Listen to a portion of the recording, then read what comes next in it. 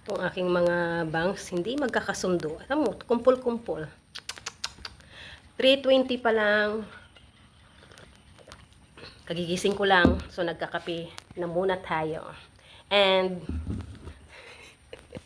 hindi naman sobrang kagigising. Mga 30 minutes ago na ako nakagising. Dahil gusto kong magpakadakilang may bahay ngayon. So, 3:20 pa lang, nagluluto na ako. 'Di ba? Kasi baka mapunta ako sa kabila kila ate.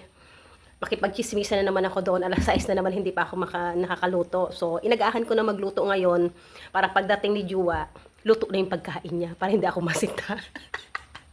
Kasi magkikipagchismisan ako mamaya sa kapitbahay. So, ito na ang niluluto ko. 3:20 pa lang guys, pero paluto na yung ulam niya.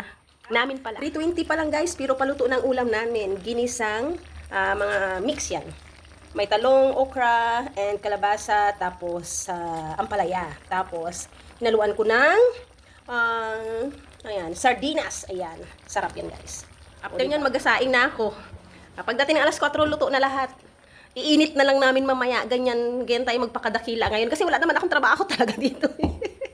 Baka naman makick out ako dito sa pamamahay na to pag hindi pa ako nagpakasipag, di ba? So ag-agahan na natin magluto para pagdating nung nagtrabaho, iinit na lang yung pagkain mamaya, tapos kakain na lang kami. Okay?